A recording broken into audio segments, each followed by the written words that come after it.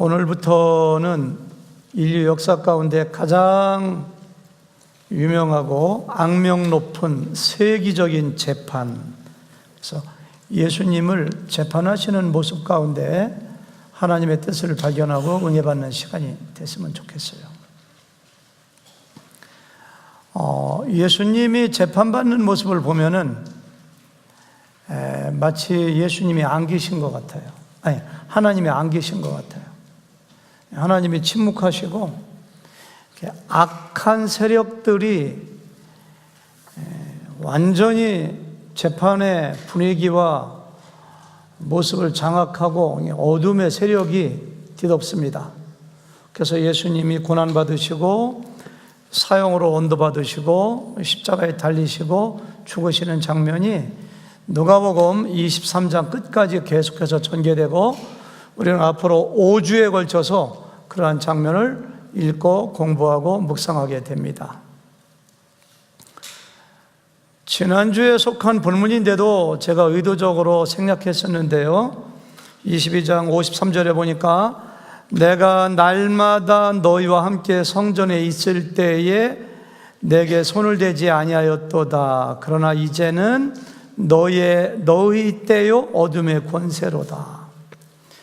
예수님 체포하는 것도 하나님이 허락하지 않으시면 체포할 수가 없습니다. 허락하시는 거예요. 체포되면서 이제는 너희 때요 어둠의 권세로다. 악한 세력이 장악하는 듯한, 하나님의 계시지 않은 것과 같은 모습이 예수님의 재판 가운데 나오는 것을 볼 수가 있습니다.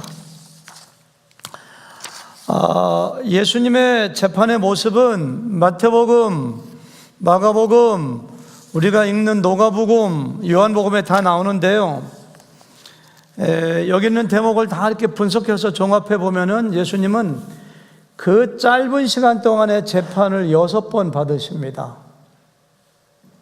제일 먼저 체포돼서 안나스 제사장에게 끌려가서 재판받으시고요, 바로 같은 마당을 쓰는 바로 옆에 있는 그의 사위이자 대제사장인 가야바에게 재판받으시고, 날이 새자마자 또 재판받으시고, 사형으로 확정된 다음에 빌라도에게 1차 재판받으시고, 헤롯에게 재판받고 돌아와서 빌라도에게 2차 재판받고, 그래서 재판을 총 6번 받아요. 예수님의 재판 가운데 여러 가지를 느낄 수가 있는데, 오늘 말씀에 보니까 예수님이 재판받으면서 제일 먼저 고난받는 예수님의 모습이 눈에 보여요.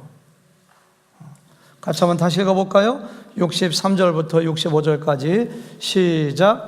지키는 사람들이 예수를 희롱하고 때리며 그의 눈을 가리고 물어 이르시되 선지자 노릇하라, 너를 친 자가 누구냐 하고 이 외에도 많은 말로 욕하더라, 이렇게 했어요. 누가복음 기록하면서 예수님이 재판받는 과정을 굉장히 짧게 간략하게 기록하고 있는데요, 마태는 마가복음 26장이라든가 27장에 보니까요, 예수님이 고난받는 과정에 대해서 굉장히 자세하고 리얼하게 기록하고 있습니다. 제가 시간 관계상 다 읽어볼 수는 없고요, 제가 요약해서 정리해 보면은 이런 내용들입니다. 우선 예수님을 지키는 사람들이 예수님을 말로 조롱해요. 그리고 손바닥으로 때리고 주먹으로 때려요. 그런 말이 나와요. 여러분들은 누가 때린다면 주먹으로 맞겠어요? 손바닥으로 맞겠어요? 주먹으로 탁 맞으면 더 아플 테지만 손바닥으로 때리면 모욕감이 느껴질 것 같아요. 그런 일을 당해요. 눈을 가린 다음에 때리며 누군 줄 알아맞혀보라고 조롱합니다. 얼굴에 침을 뱉으며 극도의 모욕감을 줍니다. 옷을 벗기고 뼈와 납이 박혀있는 채찍으로 예수님을 사정없이 내리치며 고문합니다. 갈대나무로 머리와 얼굴을 때리며 얼굴에 침을 또 뱉습니다. 무거운 십자가를 어깨에 메고 골고다 언덕까지 지고 가게 합니다. 가다가 지쳐 쓰러지니까 지금의 리비아, 구레네에서 온 투어리스트 시몬에게 대신 지고 가게 합니다. 십자가에 달게 하기 위하여 양손과 양발에 못을 박습니다. 십자가에 달려 6시간 고통을 받으시는데 극도의 고통과 목마름의 고난을 견디셔야 됩니다. 우리가 질문해 봐야 돼요. 제일 먼저 오늘 말씀을 묵상하면서 던진 질문은 그것입니다. 예수님은 왜 고난을 받으셔야 됐는가? 아니, 예수님께서 십자가에 달려 모든 사람의 죄를 대신하여 죽으셔야 했다면 그냥 심플하게 달려서 돌아가시면 되지. 재판을 받으시면서 십자가 달리기 전에 달리신 다음에 왜 이 어마어마한 고통과 고난을 받으셔야 됐는가? 이것이 우리가 제일 먼저 던져야 될 질문입니다. 예수님이 받으신 고난은 어떤 의미가 있는가? 예수님께서 받으신 고난이 오늘을 살아가는 나하고 어떠한 관련이 있는가? 이것이 우리가 던져야 될 질문입니다.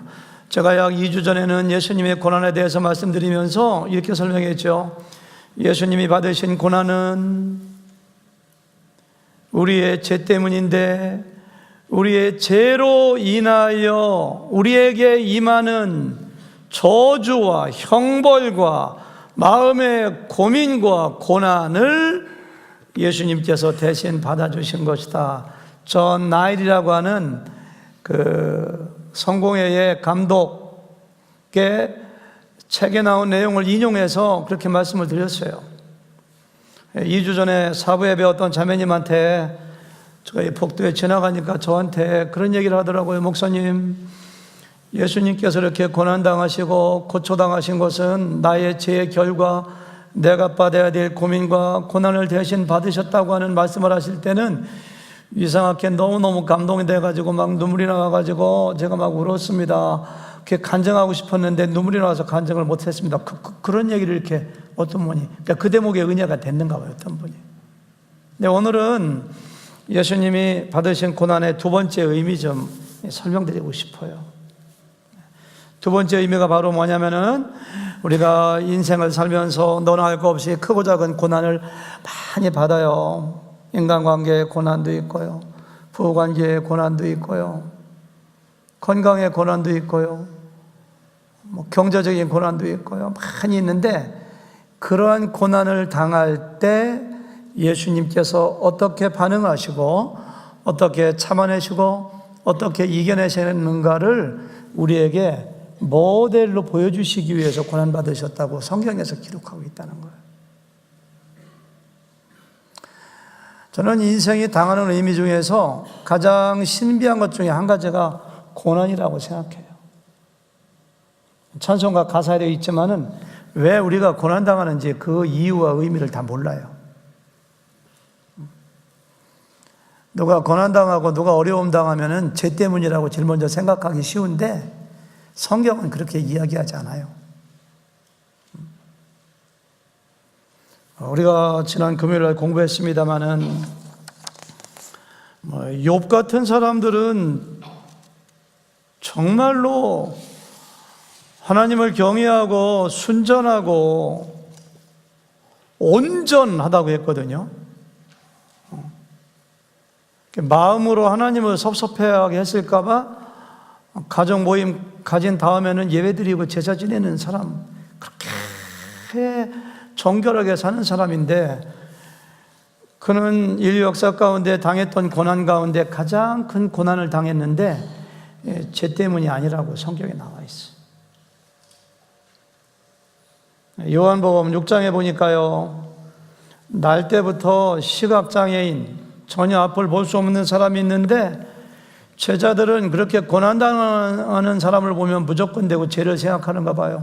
선생님, 저 사람이 앞을 보지 못하는 것은 조상들의 죄 때문인가요? 아니면 저 사람의 죄 때문인가요? 물어봐요. 예수님이 유명한 말씀 하시잖아요.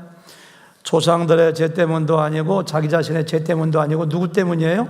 하나님이 하시고자 하는 일을 나타내려고 저런 고난을 받고 있다, 그런 말씀하시잖아요. 제가 고난에 대한 얘기를 다 할 수 없어요. 성경에 보니까 고난당하는 것이 유익이라고 했고요, 우리가 하나님 나라 가서 영광을 받기 위해서 고난도 받아야 된다고 했고요, 또 고난이 어디 보면 축복이라고 했고요. 고난을 다 설명할 수가 없어요. 근데 어떤 목사님은 고난의 목적에 대하여 하나님께서 우리에게 고난을 허락하시는 이유와 그 목적이 무엇인가를 5개의 R자로 시작되는 단어로 설명하셨더라고요. 왜 우리에게 고난을 허락하시는가? Repentance, 회개하도록.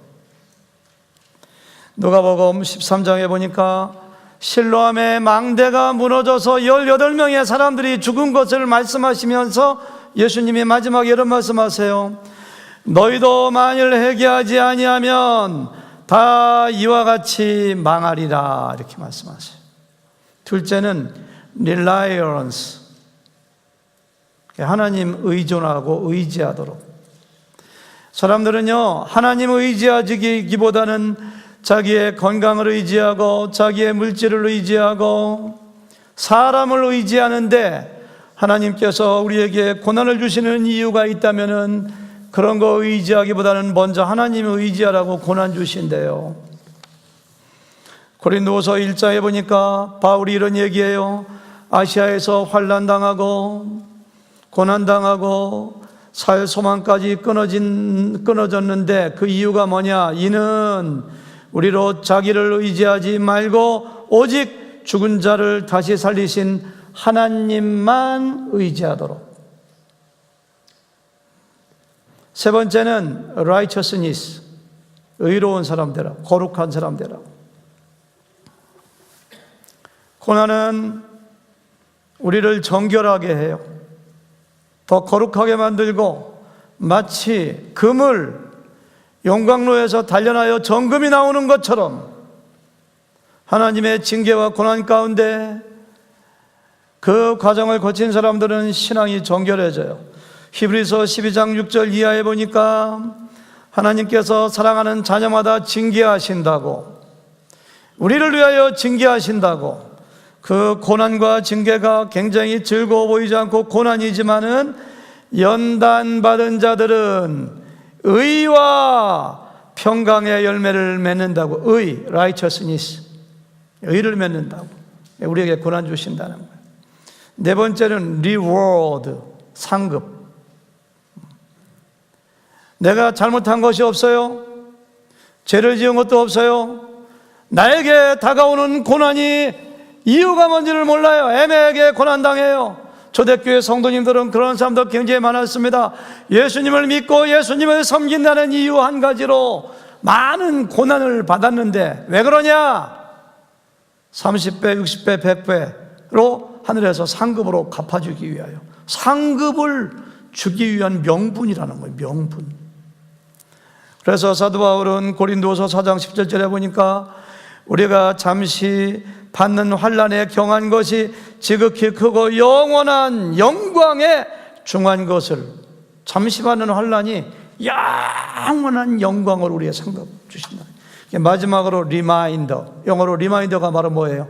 생각나게 하는 거예요. 누구를? 예수님을. 여러분이 어떠한 종류가 됐든지 간에 고난이 나에게 다가오면은 이유 없이 죄가 없으신 분이 어마어마한 고난을 받으신 그 예수님을 리마인드, 고난은 뭐예요? 리마인더, 생각나게 하는, 예수님을 생각나게 하는 거예요. 제 이야기가 아니라 히브리서 12장 2절을 같이 한번 읽어보실까요? 2절만 먼저 다 같이 시작. 믿음의 주요 온전하게 하시는 이인 예수를 바라보자.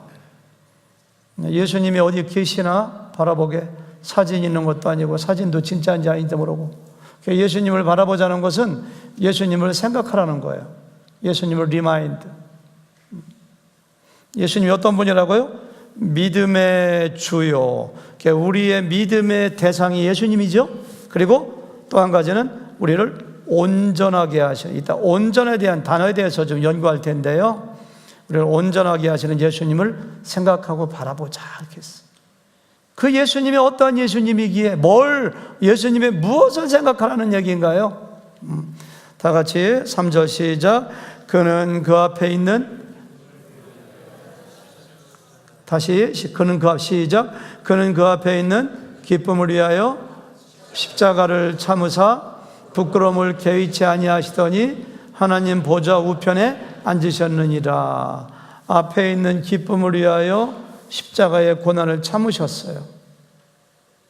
부끄러움, 예수님이 당하신 수치, 부끄러움, 모욕 얼마나 많은가요? 그걸 다 참아냈는데 그러한 예수님을 바라보라는 거예요.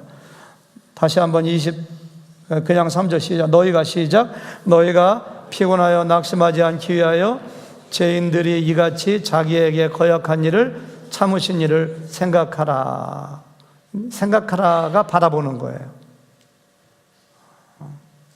죄인들이 거역해서 예수님 얼굴에 침받고 가시 면류관 쓰시고 고난을 받고 그런 예수님을 이렇게 마음속으로 생각하면서 이렇게 고난을 이길 수가 있고, 고난을 우리가 견뎌낼 수가 있고, 고난의 의미를 알기도 하고, 그래서 예수님이 고난당하셨다는 거예요. 베드로는 예수님 옆에서 예수님의 고난을 다 지켜봤잖아요. 그렇죠? 지켜본 베드로가 이렇게 기록하고 있습니다. 베드로전서 2장 19절 말씀 다 같이 시작. 부당하게 고난을 받아도 하나님을 생각함으로 슬픔을 참으면 이름 아름다우나. 20절 시작. 죄가 있어 매를 맞고 참으면 무슨 칭찬이 있으리요? 그러나 선을 행함으로 고난을 받고 참으면 이는 하나님 앞에 아름다우니라. 아름답다는 말이 2번이나 나와요. 내가 잘못한 거 없어요? 내가 죄 지은 거 없어요? 내가 하늘교회에 나와서 한 것은 열심으로 예배하고 봉사하고 목자 목려하고 열심히 섬기고 헌금하고 찬양하고 가끔 간증한 거, 그것밖에 없어. 물론 모르는 죄가 있는지 모르지만, 그런데 애매하게 고난을 여보니까 부당하게 고난을 받아요. 그때 마음이 아프다고 하고 슬프다고 하고 억울해 죽겠다고 막 난리치면은 아름다운 거 아니라는 거예요. 그때 부당하게 고난을 받아도 하나님을 생각함으로, 십자가에 달려 죽으시고 고난받으신 예수님 생각함으로 꾹 참으면 so beautiful, 하나님이 이거 아름답게 보신다는 거예요. 내가 실수하고 잘못하고 죄를 지어가지고 고난받는 건 별로 아름답지 않아. 그때는 회개하면 돼요. 회개하면 되는데, 잘못한 거 좀 그냥 억울해 죽겠다고 하고 남편한테 막 대들고 부인한테 억울하다고 얘기하고, 내가 이 집에 시집와서 잘못한 게 뭐가 있느냐고 막 따지고 대들고 집어 던지고 그러면 아름다운 거 아닌데, 그렇게 부당하게 고난받아도 꼭 참으면 어떻게 하다고요? 하나님께서 와, 너 아름답다, 너 예수님이 닮았다, 이렇게 얘기한다는 거예요. 믿으시면 아멘. 억울하다고 너무 난리치지 마세요. 그때 예수님을 좀 생각하셔야 돼요. 세상에 살다 보면 분하고 억울한 거 많지. 근데 그때 참으라는 거예요. 누굴 보고? 예수님을 보고 참으라는 거예요. 그 다음에 21절 놀라운 말씀을 하세요. 세상에 이것 때문에 우리를 구원시켰대요. 21절 시작. 이를 위하여 너희가 부르심을 받았으니 그리스도도 너희를 위하여 고난을 받으사 너희에게 본을 끼쳐 그 자취를 따라오게 하셨느니라. 이렇게 했어요. 뭐를 위해서 부름받았느냐면은 사역을 위해서 부름받고, 예배를 위해서 부름받고, 선교를 위해서 부름을 받았지만, 또 한 가지 부름받으신 이유가 뭐냐? 부당하게 고난을 받아도 예수님을 생각하고 참는 아름다운 모습을 통하여 하나님께 영광 돌리라고 부름받았던 놀라운 말씀이에요. 근데 그거 하라고 부름받았는데 그렇게 누가 무시했다고, 누가 자기 비난했다고, 누가 나를 아프게 했다고, 억울하다고 하고 분하다고 하고 그렇게 페이백하려고 하면은 안 된다고 주님께서 우리에게 말씀하셔요. 예수님께서 우리 위해서 고난받으신 것은 우리에게 본을 보이려고 받았다. 마지막 22절 23절 시작. 그는 죄를 범하지 아니하시고 그 입에 거짓도 없으시며 욕을 당하시되 맞대어 욕하지 아니하시고 고난을 당하시되 위협하지 아니하시고 오직 공의로 심판하시는 이에게 부탁하시며. 여러분, 세상은 죄가 있는 곳이기 때문에 억울한 일이 없을 수가 없어요. 부당하게 애매하게 고난을 당할 수밖에 없어요. 예수님은 그런 일을 당해도 한 번도 맞대어 욕하지 않았어요. 너희들 저주를 받을 것이니라 이렇게 위협한 적이 없어요. 예수님이 받았던 고난을 제가 종목으로 정리해 보니까 15가지 정도가 되는데요. 여기 있는 사람을 포함하여 저는 15가지 중에 한 가지만 제가 고난을 받아도 제가 포복절도할 것 같아요. 예수님이 받은 고난 중에 한 가지, 뭐를 예를 들어볼까? 만약에 3부 예배가 끝났는데 우리 교회 집사님들 4분이 조철현 집사님을 중심으로 해서 몇 분이 저를 목사님 저 좀 잠깐 봅시다 해가지고 저쪽 창고 뒤로 끌고 가더니만은 수건으로 제 눈을 가리더니만은 때리면서 목사님 누가 때렸게 이렇게 한다면 저는 거기서 정신을 잃어버릴 것 같아요. 저는 죄인이지만 예수님은 죄가 없으신 하나님의 아들이 그런 일을 15가지를 당했어요. 15가지를. 예수님은 묵묵히 참아냈어요. 그걸 보고 참으라 이거예요. 참으라 이거예요. 남편이 억울하게 하는가요? 참으세요. 그것도. 부인이 내 마음을 너무너무 아프게 하고 상처를 주는가요? 그것도 참으세요. 어떻게 참느냐고요? 예수님을 바라보세요. 예수님을. 그래서 예수님이 십자가에 달려서 그냥 우리 죄를 지고 팍 죽으시면 그만인데 왜 고난까지 받으셨느냐? 우리의 어떤 그 모범이 되고 본이 되기 위해서 예수님을 생각함으로 예수님 바라봄으로 이렇게 참으라고. 옆 사람 손을 꼭 쥐고 예수님 바라보세요 한번 해보세요. 예수님 바라봅시다. 예수님을 생각합시다. 이렇게 참을 수 있잖아요. 예수님 생각하면. 예수님의 재판받으시는 모습을 보면은 예수님은 자기를 변론하거나 억울하다고 절대 호소하지 않습니다. 성경에 보니까 예수께서 아무 대답도 하지 아니하시니라 이런 말이 여러 번 나와요. 예수께서 침묵하시니라 이런 말이 나와요. 재판을 받을 때 증인이 나와가지고 자기를 모함하기 위하여 없는 사실을 꾸며서 거짓으로 증언한다면은 재판장에서 웬만한 사람은 그냥 뚜껑이 열려가지고 그냥 막 따지고 대더라고요. 근데 예수님은 그런 게 없어요. 온갖 거짓 증인들이 나와가지고 증거를 해도 예수님은 얼굴 하나 미동 하나 하지 않습니다. 그러니까 빌라도가 하도 신기하니까 신기하게 여기면서 왜 아무 말도 하지 않느냐고. 내가 너를 죽일 권세도 있고 살릴 권세도 있는데 저 사람이 이렇게 거짓 증언한데 가만히 있느냐고. 헤롯도 얘기하고 빌라도도 얘기하고 그래. 예수님은 침묵 지켜요.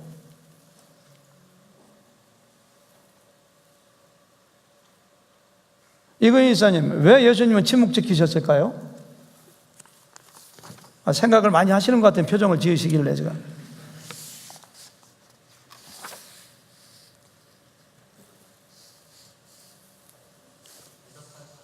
대답할 가치를 정확하게 말씀하셨어요. 왜냐하면 학자들은 이 침묵을 3가지로 얘기해요. 왕적인 침묵이다. 그 당시에 위선적인 종교 지도자들이 거짓 증인들이 온갖 예수님을 죽이기로 미리 결정하고 거짓 증인들을 막 휘몰아치는데 왕으로 오신 예수님께서 일일이 거기에 대꾸하고 그럴 만한 가치를 느끼죠. 이거 갖다가 왕적 침묵이라고 해요. 2번째는 제사장적 침묵입니다.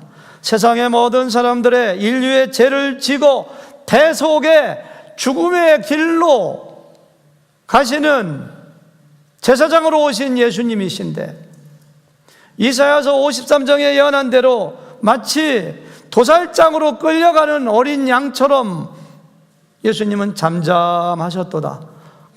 죄를 지고 가는 양이 할 말이 있어? 그냥 제사장적 침묵. 세 번째는 선지자적 침묵. 예수님은 왕이요 제사장이요 선지자로 오셨는데요, 예수님은 정말 눈이 있어도 보지 못하고 귀가 있어도 듣지 못하고 마음이 있어도 깨닫지 못하는 짐승과 같은 어리석은 사람들 앞에서 진리를 이야기해봤자 그들이 알아듣지 못하는데 뭐하러 그 사람들한테 말을 합니까? 그러니까 그냥 침묵하시는 거예요.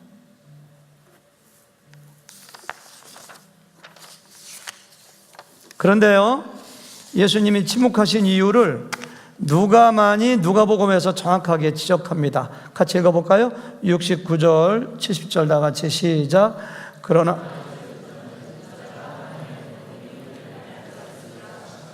다 이르되 그러면 내가 하나님의 아들이냐? 대답하시되 너희들이 내가 그라고 말하고 있느니라. 예수님은요, 항상 침묵한 것이 아니라 한 번에 걸쳐서 예수님은 입을 열어요. 그때가 언제냐? 네가 유대인의 왕이냐? 내가 말하였느니라. 다른 성경 보니까 내가 그리스도냐? 내가 말하였느니라.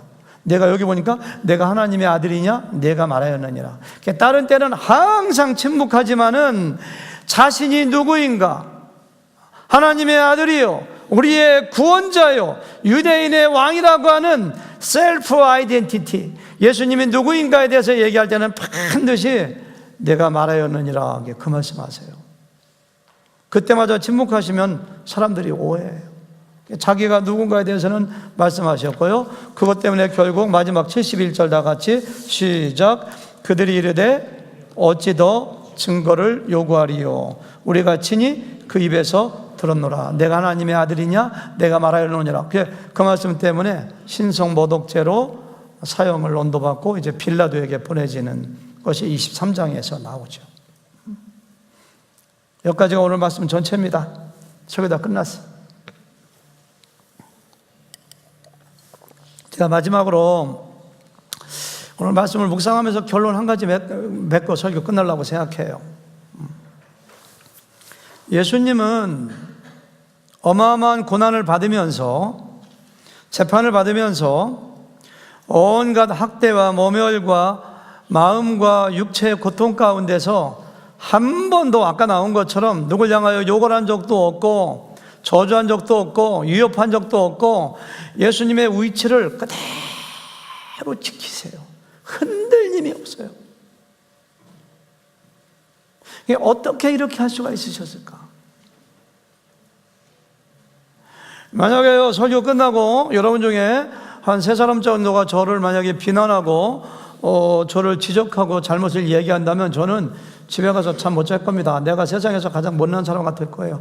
목사님 오늘 설교는 죽 썼죠? 이 한마디 하면 저는 힘듭니다. 목사님 딴 때는 안 그랬는데 오늘 보니까 이상하게 목사님 인물이 이상하게 보이대요. 이 말하면 저는 큰일 납니다. 한 3번 정도 저를 비난하고 저를 지적하면은 저는 무너집니다. 사람이 그렇게 약하잖아요, 그렇죠? 근데 예수님은요, 말로만이 아니라 그냥 때리고 침 뱉고 가시관 씌우고 채찍으로 때리고 그만 모함하고 온갖 저주와 온갖 위협과 고난을 다 줬는데 예수님은 절대로 무너지지 않습니다. 자기됨을 지킵니다. 누가 낮춘다고 해서 낮아지지 않습니다.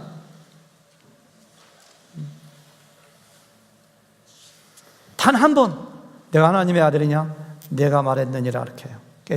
자기의 정체성을 굳게 지켜요.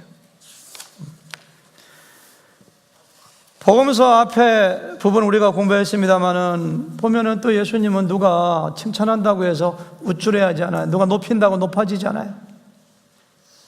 막 기적을 일으키고 오병 이어의 기적을 일으키고 먹을 거 주고 하니까 사람들이 막 예수님을 왕으로 삼자고 아마 대통령 선거할 때 후보자 이름을 연호했던 것처럼 예수 뭐 왕으로 삼자고 떼거리로 몰려와가지고 요한복음 6장 보니까 왕으로 삼고자 하되 예수님은 몸을 피해서 산으로 가서 혼자 기도하고 계세요.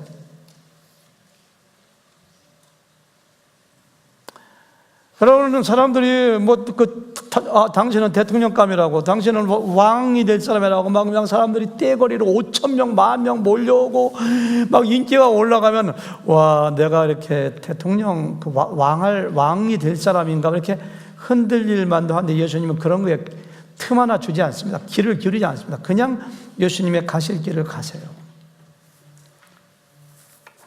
예수님은 흔들리지 않으세요. 예수님은 견고하세요.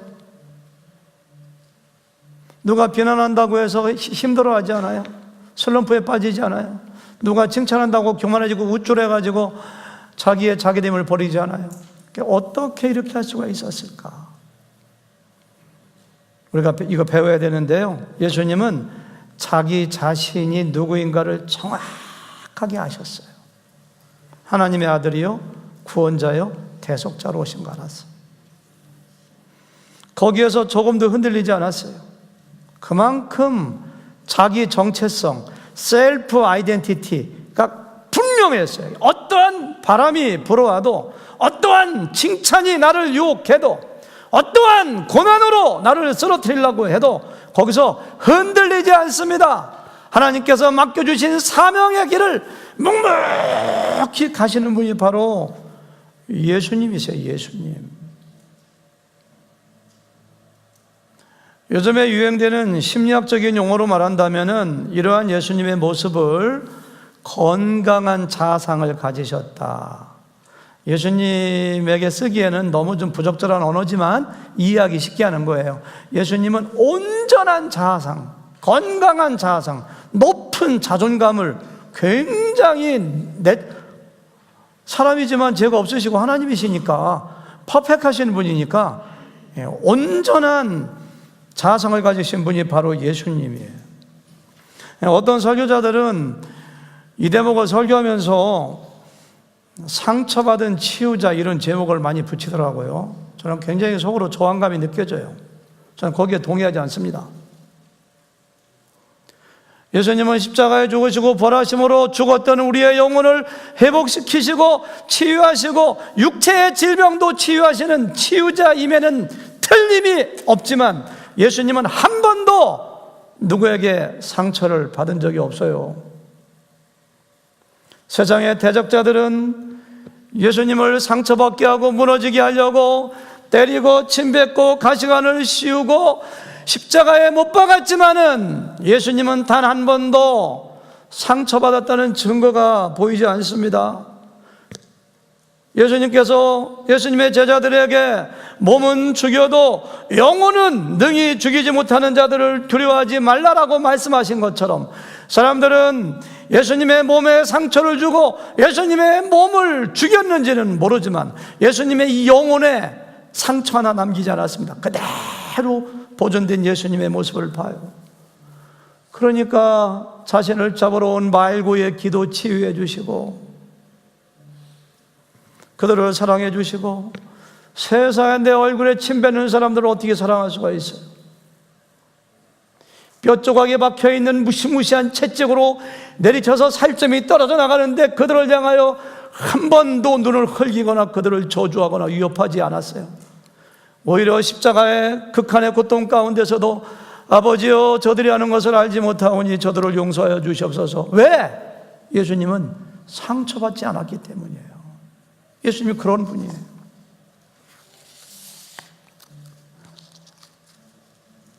성경에 보면요, 온전이라는 단어가 굉장히 많이 나와요. 온전하심. 하나님이 여러분과 저를 향하신 목적은 바로 뭐냐면은 예수님처럼 온전해지는 거예요. 예수님은 퍼펙트하신 분이에요. 그래서 마태복음 5장 48절을 보니까 그러므로 하늘에 계신 너희 아버지의 온전하심과 같이 너희도 온전하라. 우와, 우리 하나님의 꿈은 커요. 우리의 목표는 예수님, 하나님입니다. 요한복음 17장 23절 예수님의 기도입니다. 내가 그들 안에 있고 아버지께서 내 안에 계시어 그들로 온전함을 이루어 하나가 되게 하려 함은, 이렇게 했어요. 온전함. 예수님이 우리를 향하신, 제자들을 향하신 목표가 있다면 온전해지는 거예요. 우리 예수님처럼. 여러분, 우리가 예수님처럼 온전해진다면은 우리가 고난을 당해도 누군가 나에게 모욕해도 그렇게 길길이 뛰고 아프다고 소리치지 않습니다. 예수님과 같은 반응을 보이는 사람이 온전한 사람인데 그 면에서도 예수님을 닮아야 돼요. 성장과 성숙이 무엇인가요? 예수님 닮아가는 거 아닌가요?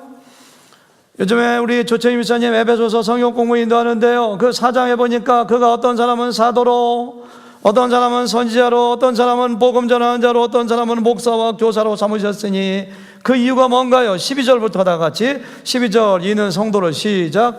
이는 성도를 온전하게 하여 봉사의 일을 하게 하며 그리스도의 몸을 세우려 하심이라. 왜 우리 교회에 목자 주고 목녀 주고 목사 주고 전도사 주고 지도자를 주고 멘토를 주느냐?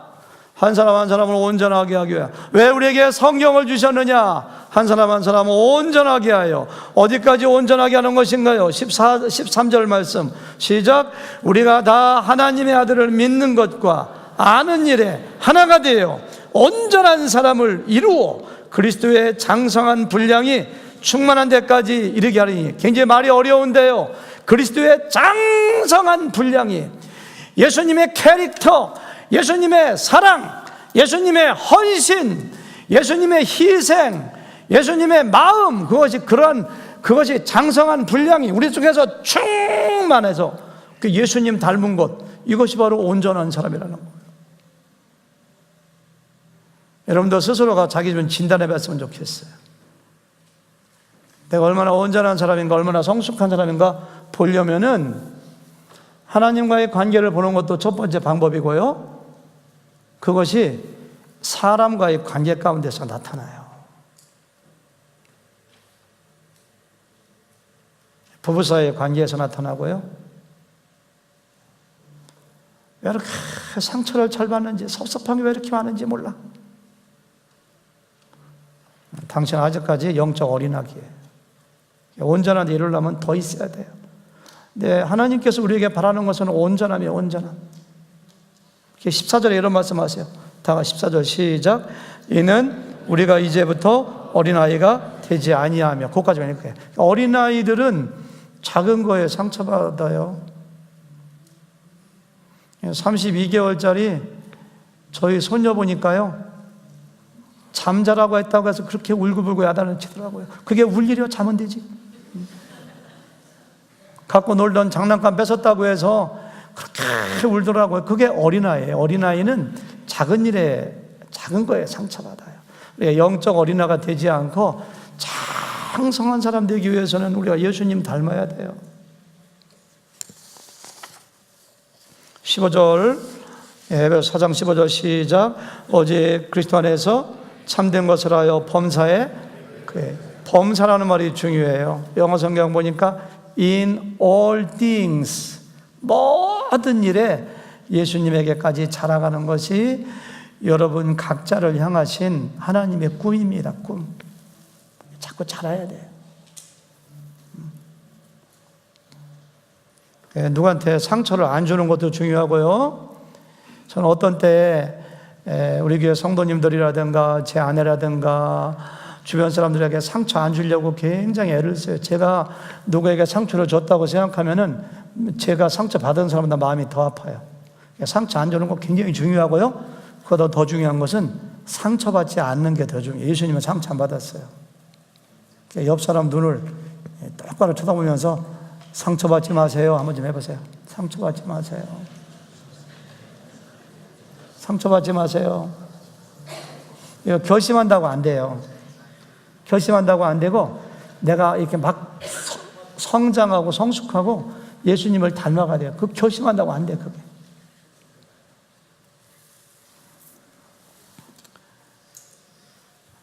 제가 얼마 전에 2년 전인가요? 교통사고 나서 카르프티 병원 갔는데 그 의사 선생님이 저를 이렇게 누우라고 하더니만은 엎드려라 누워라 하더니 꾹꾹 찔러봐 여기저기를. 근데 어디 찔러보면은 굉장히 아파서 막 악소리를 질러야 돼요.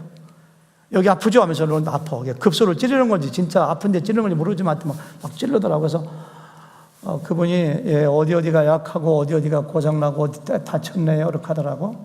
그러니까 우리 뭐 이렇게 막 질러가가지고 아프면 거기 뭐가 이렇게 근육에 염증이 있다든가 이렇게 막 다친 거라고 그분이 그런 얘기하면서 이렇게 고쳐주시더라고요. 마찬가지예요. 우리의 마음도, 우리의 영혼의 마음도 어떤 사람이 나에게 고난을 주고 이렇게 쿡 찔렀을 때 너무너무 아프고 막 민감하게 반응하고 막 화가 나고 분노하고 그러면 그 사람은 거기가 병들은 거예요. 거기가 상처가 있는 거예요. 거기가 외부에서 오는 고통에 대하여 너무 그렇게 민감하게 반응하고 힘들어하고 그러면은 그 사람에게 문제가 있는 것이 아니라 나에게 문제가 있다 이렇게 생각하고 자기 내면을 성찰하고 온 세계가 나 중심으로 돌아간다고 생각하고 나와 다른 사람들을 다 정죄하고 나쁘다고 얘기하고 자기만 옳다고 생각한 사람은 어린아기들이 자기 중심적이거든요. 자꾸만 오늘 설교 통해서는 다른 거 말고 그 예수님이 그렇게 온전하신 것처럼 나도 좀 영적으로 건강한 사람 되어야 되겠다가 하고 생각하면서 자기의 내면을 성찰해서 자기의 문제점을 발견하면은 그거 한 가지만 해도 오늘 설교는 성공한 겁니다.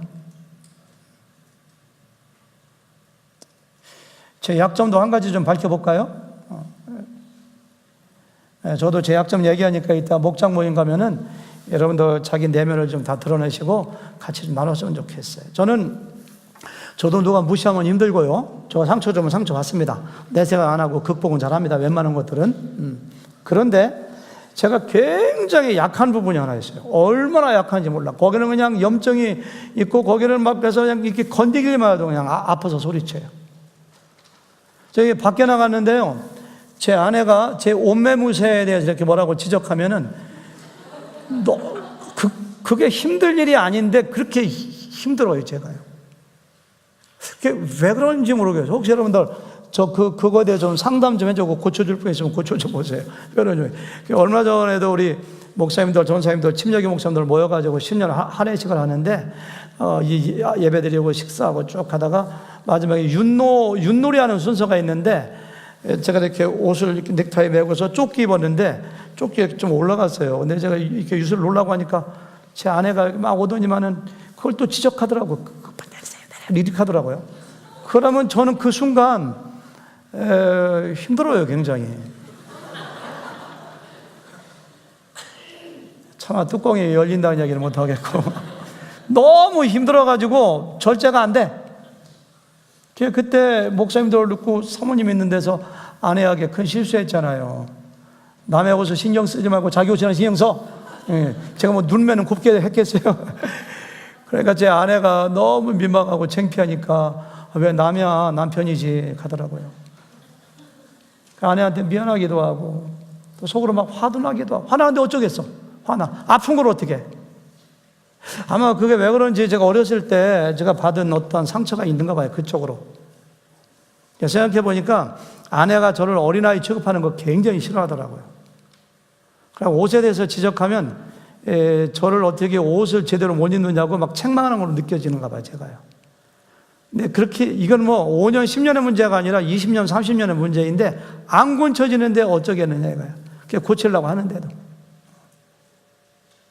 그런 것처럼 우리에게는 그런 어떤 약한 부분들이 다 있는데 예수님의 온전하신처럼 그리스도의 장성한 분량이 우리 가운데 충만하도록 어마어마한 고난을 받으면서도 조금도 흔들리지 않고 사명자의 길을 가신 그 예수님을 본받아 우리도 치유받아야 돼요. 여러분, 자아가 건강하지 못한 사람들은요, 예수님의 온전하심에 이르지 못하고 아직까지도 여기저기 막 그냥 총을 오창성이라는 사람이 북한서 넘어오다가 7방 맞고서 여기저기 막 상처난 것처럼 우리의 내면 세계를 들여다보면은 어렸을 때 무슨 뭐 차별받은 거, 어렸을 때 무슨 엮이는 가정이라든가 누구한테 책망받은 거, 이런 트라우마 때문에 마음이 막 피를 흘려 내면을 봐. 그래서 너무너무 힘들어. 자기도 힘들고 그런 아내하고 그런 남편하고 사는 사람들은 다 힘들어요. 주변 사람들은 못 살게 구고 힘들게 하는 사람들은 대단히 죄송하지만은 마음에 상처가 심한 사람들이고요. 빨리 예수님 본받아야 되고, 예수 믿는 것이 무엇인가요? 우리의 죽었던 영혼에게 새로운 생명 주고, 우리가 영원한 생명을 소유하고, 하나님의 사랑받아, 하나님의 인정받아 우리가 치유되고 회복되는 것이 예수 믿는 것이 아닌가요? 그러니까 예수님을 정상적으로 믿으면 회복 세미나, 치유 세미나 가지 않아도 자기가 자기를 내적으로 성령께서 말씀이 우리를 치유하게 돼 있어요. 근데 그 인식을부터 하셔야 돼요. 내 아내에게 잘못이 있는 것이 아니고, 내 남편에게 잘못이 있는 것이 아니고, 내가 문제야. 그런 인식을 먼저 가지고 말씀을 통해서 관절과 골수와 영과 혼을 찔러 쪼개기까지 하는 하나님 말씀이 저를 치유하게 해주십시오. 성령께 저를 고쳐주세요.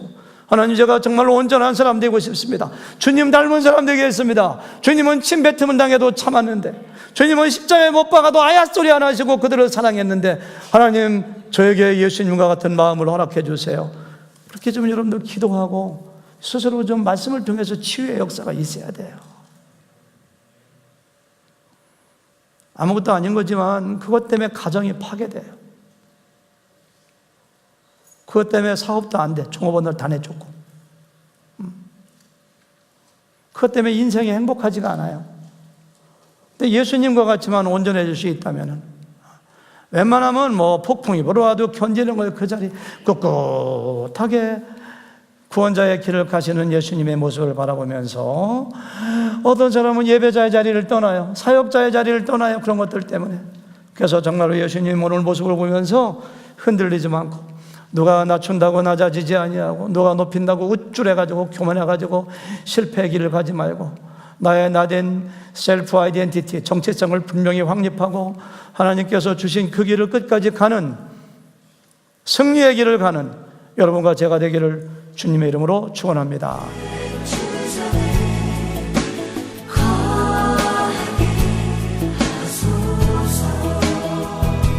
주의